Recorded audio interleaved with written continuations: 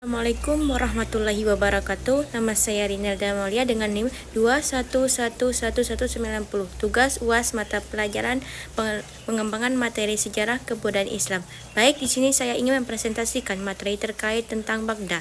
Dinasti kecil di timur dan barat Baghdad muncul sebagai akibat dari pecahnya kekuasaan Kekhalifahan Abbasiyah pada abad ke-10 Masehi.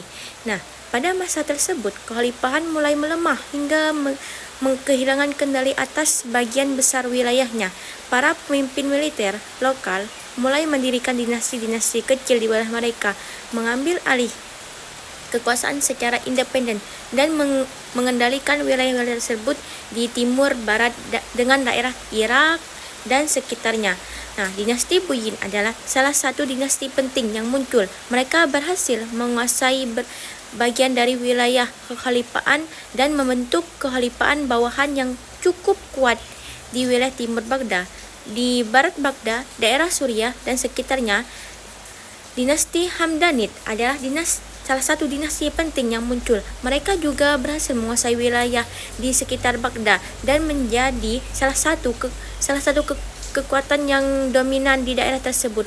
Nah, dengan pecahnya kekuasaan kekhalifahan dan munculnya dinasti-dinasti kecil di timur dan di barat Baghdad, terjadilah fragmentasi kekuasaan di wilayah tersebut dan terbentuknya dinasti-dinasti kecil yang berkuasa secara independen.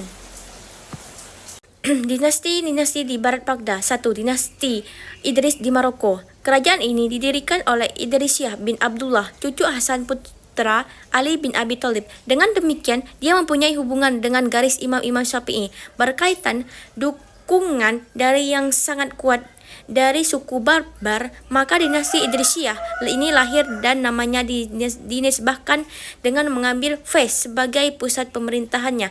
Pada masa kekhalifahan Bani Abbasiyah dipimpin oleh Harun al-Rasyid, beliau merasa posisinya terancam dengan hadirnya dinasti Idrisiyah tersebut. Maka Harun al-Rasyid berencana untuk mengirimkan pasukannya dengan tujuan memeranginya. Nah, namun faktor geografis yang berjauhan menyebabkan batalnya pengiriman pasukan. Harun al-Rasyid memakai alternatif lain hingga Idris meninggal dengan cara diracun.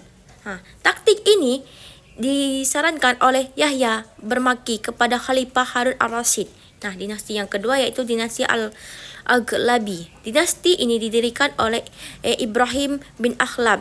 Beliau adalah anak pengawai Khurasan tentara Bani Abbasiyah. Ibrahim mendapatkan hadiah di daerah Tunisia dari Khalifah Harun al-Rasyid dengan tujuan untuk menahan bila Idrisiyah melakukan ekspansi ke negeri Mesir dan Syam.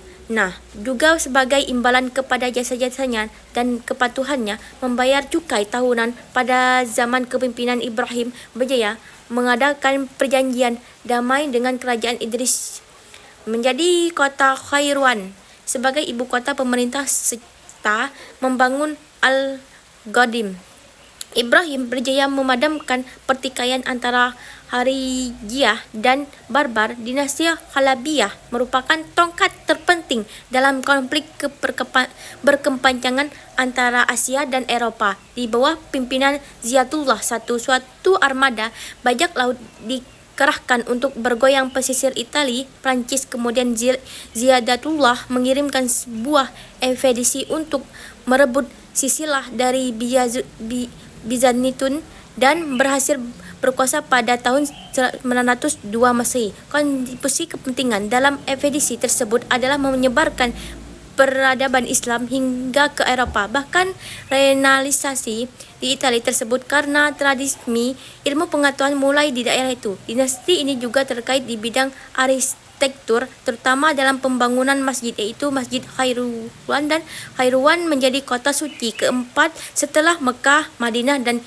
Yerusalem. Nah, yang ketiga yaitu dinasti Tuluhan di Mesir. Kerajaan Tuluin mewakili kerajaan pertama di Mesir di Syiah yang memperoleh anatomi dari Baghdad. Ahmad bin Tulun, seorang budak dari Asia Tengah. Oleh karena itu, pada tahun 254 Hijriah, Ibnu Tulun diantar ke Mesir hingga wakil pemerintah pada Khalifah Al-Ma'mun Ahmad bin Tulun ia dikenal sebagai sosok yang dikenal kegagahan dan keberanian, hingga juga seseorang dermawan, hafiz, ahli di bidang sastra, syariat, dan militer, hingga akhirnya menjadi gubernur wilayah kekuasaan sampai ke Palestina dan Suriah. Dalam membangun negeri, beliau menciptakan stabilitas, keamanan, dan negeri. Selepas itu, ia memperhatikan juga di bidang ekonomi.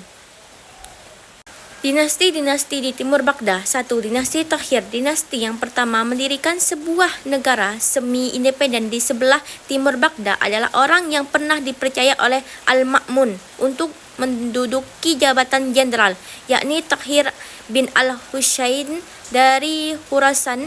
Ia berhasil memimpin bala tentaranya untuk melawan Al-Amin. Takhir adalah keturunan budak Persia pada tahun 820 Masehi. Diangkat oleh Al-Ma'mun sebagai gubernur atas semua kawasan di sebelah timur Baghdad dengan pusat kekuasaan di Khurasan. Dinasti ini mempertahankan hubungan baik dan setia kepada pemerintahan Baghdad. Secara formal, para penerus Takhir juga adalah pengikut Khalifah Abbasiyah. Mereka memperluas wilayah kekuasaan hingga perbatasan India. Dinasti yang kedua yaitu dinasti Safari. Dinasti Safariyah yang bermula di Sijistan dan berkuasa di Persia didirikan oleh Yakub bin Al-Ais atau Al-Shafar. Al-Safar menjadikan perajin tembaga sebagai pekerjaan dan perampok sebagai kegemarannya. Perilaku yang sopan dan efisien sebagai seorang kepala gelombal perampok telah menarik perhatian gubernur Sijistan yang kelak memberikan kepercayaan untuk pemimpin bala tentaranya.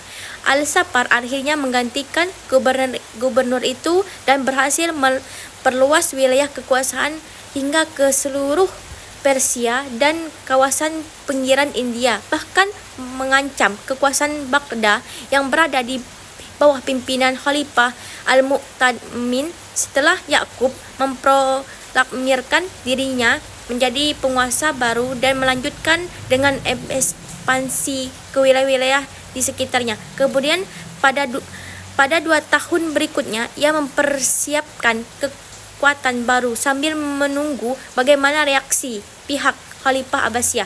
Yang ketiga, dinasti Samani. Berdirinya dinasti ini bermula dari pengangkatan 4 orang cucu Saman oleh Khalifah Al-Ma'mun menjadi gubernur di daerah Samarkand yang ada di bawah pemerintah Tahiriyah pada waktu itu. Keluarga Samaniyah dari Transkonian dan Persia adalah orang-orang keturunan Saman, yaitu seorang bangsawan dari Balkan. Berdirinya dinasti ini adalah Nas bin Ahmad, cucu dari Saman, tetapi figur yang menegakkan kekuasaan dinasti ini adalah saudara Nashar, yaitu Ismail pada tahun 900 Hijriah berhasil merebut Khurasan dari genggaman dinasti Safariyah ketika berada di bawah kepimpinan Nas II, Ibnu Ahmad yang berada di garis keturunan 4 Samaniyah yang pada awalnya merupakan kelompok para gubernur muslim di bawah kekuasaan dinasti Tariyah berhasil memperluas kerajaan hingga Sijian, Karaman, Jurjan, Rayin, dan Tabasyah. Nah, baik, materi yang dapat saya sampaikan. Kepada Allah saya menampun. Wabillahi taufik walhidayah. Wassalamualaikum warahmatullahi wabarakatuh.